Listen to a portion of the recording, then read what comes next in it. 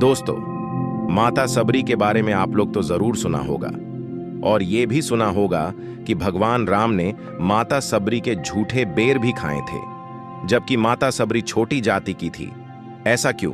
आइए जानते हैं माता सबरी के शक्ति, जन्म और जीवन के अंतिम दिन की अनसुनी कहानी, जो कि आपने कभी नहीं सुनी होगी। बात भगवान राम के जन्म से पहले की है, जब भील आदिवासी कबीले के मुखिया अज के घर बेटी पैदा हुई थी। उसका एक नाम श्रमणा और दूसरा नाम शबरी रखा गया। शबरी की मां इंदुमती उसे खूब प्यार करती थी। बचपन से ही शबरी पशु पक्षियों की भाषा समझकर उनसे बातें करती और जब सबरी की मां उसे देखती तो कुछ समझ नहीं पाती थी। कुछ समय बाद एक पंडित ने शबरी के परिवार को बताया कि वो आगे चलकर सन्यासी बन सकती है। इस बात का पता चलते ही शबरी के पिता ने उसका रिश्ता तय कर दिया। जैसे ही शादी का दिन नजदीक आया, शबरी के घर वालों ने खूब सारी बकरियां और अन्य जानवर घर के पास लाकर बांध दिए। एक दिन शबरी का मां जब उसके बाल बना रही थी तो उसने मां से पूछा, इतने सारे जानवर हमारे घर क्यों लाए गए हैं? मां ने जवाब दिया, बेटी, तुम्हारा विवाह होने वाला है, इसलिए हम लोगों ने इनका इंतजाम बलि के लिए किया है। तुम्हारी शादी के दिन ही बलि प्रथा होगी और फिर इनसे स्वादिष्ट भोजन बनाकर सबको परोसा जाएगा। ये सब सुनकर शबरी दुखी हो गई। काफी देर तक शबरी ने उन जानवरों को आजाद करने के बारे में सोचा। सोचते सोचते शबरी के मन में हुआ कि अगर ये जानवर यहां नहीं होंगे तो इनकी बलि रुक सकती है। ऐसा नहीं हुआ तो मेरे घर से कहीं चले जाने पर ही यह बलि रुकेगी। जब मैं ही नहीं रहूंगी तब न विवाह होगा और न ही बलि प्रथा। इससे मासूम जानवर बच जाएंगे। इसी सोच के साथ जानवरों को रखी गई जगह पर सबरी पहुंची। उसने सोचा कि उन्हें खोल देती हूं, लेकिन वो ऐसा नहीं कर पाई। उसके बाद शबरी जंगल की तरफ भागने लगी। भागते भागते शबरी ऋषिमुख पर्वत पहुंच गई। वहां करीब 10,000 अर्शी रहा करते थे। शबरी को लगा कि वो भी इसी जंगल में किसी तरह ऋषि मुनियों की सेवा करके अपना जीवन जी लेगी। वो चुपचाप उसी जंगल में एक हिस्से में किसी तरह से रहने लगी। शबरी रोजाना ऋषि मुनियों की झोपड़ी के आगे झाड़ू लगाती और हवन के लिए लकड़ियां भी लाकर रख देती। ऋषि मुनियों को समझ नहीं आ रहा था कि जंगल में उनके काम अपने आप कैसे हो रहे हैं। एक दिन शबरी को किसी ऋषि ने देख लिया। उसे देखते ही उसका परिचय पूछा। जैसे ही शबरी ने बताया कि वो भील आदिवासी परिवार से संबंध रखती है तो उसे ऋषियों ने खूब डांट लगाई। शबरी को इस बात का बिल्कुल भी पता नहीं था कि उसकी जाति छोटी है और उसे ऋषियों द्वारा जाति की वजह अपमान सहन करना पड़ेगा। इतना सब होने के बाद भी शबरी हर ऋषि मुनि के दरवाजे पहुंचती और उनके आंगन में झाड़ू लगाकर उनसे गुरु दीक्षा देने के लिए कहती। हर कोई शबरी को उसकी जाति की वजह से अपने आश्रम से भगा देता था। ऐसा होते होते काफी समय बीत गया। उसके बाद शबरी मतंग ऋषि की कुटिया में पहुंची। वहां पहुंचकर मतंग ऋषि को सबरी ने बताया कि वो उनसे गुरु दीक्षा लेना चाहती है।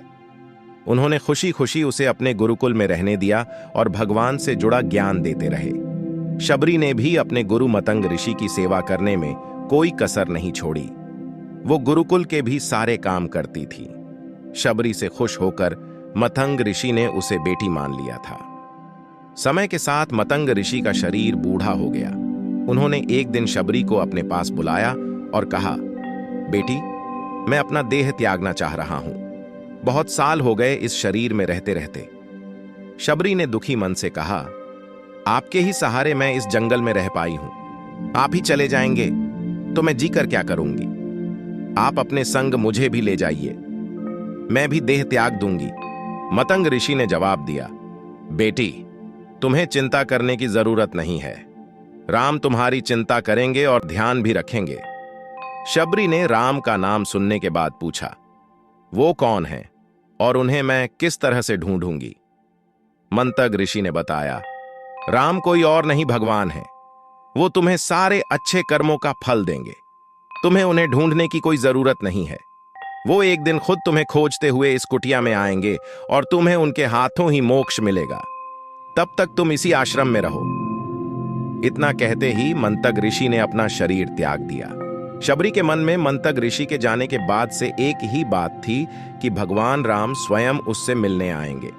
वो रोज भगवान राम से मिलने के लिए बाग से अच्छे अच्छे फूल लाकर पूरा आश्रम सजाती और भगवान के लिए बेर तोड़ कर लाती। भगवान के लिए बेर चुनते हुए शबरी उन्हें छक लेती थी ताकि भगवान वो सिर्फ मीठे बेर ही दे। रोजाना शबरी इसी तरह भगवान के दर्शन की आस में फूल और बेर इकट्ठा करती रहती थी। इसी तरह इंतजार में कई साल बीत गए। शबरी का शरीर एकदम वृद्ध हो गया। एक दिन आश्रम के पास के ही तालाब में शबरी पानी लेने के लिए गई। तभी पास के ही एक ऋषि ने उसे अछूत कहते हुए वहां से भागने के लिए कहा और एक पत्थर मार दिया। वो पत्थर जब शबरी को लगा तो उसे चोट लगी और खून बहने लगा। बहते हुए खून की एक बूंद उसी तालाब के पानी में गिर गई। तभी पूरा तालाब का पानी खून में बदल गया। ये सब होता देखकर ऋषि ने शबरी को ही डांटा और कहा कि पापीन, तुम्हारी वजह से पूरा पानी खराब हो गया। रोज अर्षि उस पानी को साफ करने के लिए अपनी कई तरह की विद्याओं का इस्तेमाल करते। कई सारे जतन करने के बाद भी कुछ नहीं हुआ।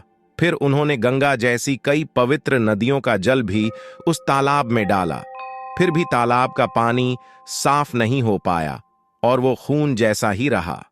कई सालों तक तालाब के पानी को साफ करने की कोशिश के बाद भी कुछ काम नहीं आया तो ऋषि ने थककर सब कुछ छोड़ दिया। इस घटना के कई सालों के बाद भगवान राम अपनी पत्नी सीता के हरण के बाद उन्हें ढूंढते हुए उसी तालाब के पास पहुंचे। ऋषि मुनियों ने उन्हें पहचान लिया। भगवान को वहां देखकर ऋषियों ने तालाब का पानी साफ करने के लिए भगवान को अपने पैर उसमें डालने के लिए कहा, लेकिन पानी जैसे का तैसा ही था। ऋषि मुनियों ने भगवान से भी कई अन्य जतन करवाए, लेकिन वो पानी जस का तस खून जैसा ही रहा। तब भगवान ने ऋषियों से पानी के रक्त में बदलने की कहानी पूछी। तब ऋषि ने शबरी को पत्थर मारने वाली सारी बात बता दी। उसके बाद कहा कि वो महिला ही अपवित्र है, छोटी जात की है, इसलिए ये सब हुआ है। उसी वक्त भगवान राम ने कहा, ये सब आप लोगों के खराब वचनों से हुआ है। शबरी को इस तरह के शब्द बोलकर आप लोगों ने उसे नहीं बल्कि मेरे दिल को घायल किया है। इसी घायल दिल के रक्त का प्रतीक यह तालाब का लाल पानी है। आगे भगवान राम बोले, कहां है वो माए, मैं उनसे मिलना चाहता हूं। तब तक शबरी उसी तालाब के पास पहुंच जाती है। इस दौरान शबरी के पैर को ठोकर लगती है और कुछ धूल उस तालाब में गिर जाती है। तभी सारा पानी साफ हो जाता है। भगवान सबसे कहते हैं कि देखिए, आप लोगों ने क्या कुछ नहीं किया, लेकिन पानी साफ नहीं हो पाया। अभी सिर्फ इनके पैर की थोड़ी सी धूल ने ही तालाब का पानी साफ कर दिया। भगवान राम को शबरी पहचान चुकी थीं। उन्हें प्रणाम करके शबरी ने कहा, भगवान, आप मेरे साथ कुटिया में चलिए। भगवान भी खुशी खुशी शबरी के साथ चल पड़े। फूलों से शबरी ने भगवान राम का स्वागत किया। वो सीधे बेर तोड़ने के लिए बाग गईं और छक छक कर उनके लिए बेर लेकर आई। उन्होंने बड़े ही प्यार से भगवान राम और उनके भाई लक्ष्मण को बेर दिए। भगवान राम ने भी उतने ही प्यार से उन बेर को खाना शुरू किया।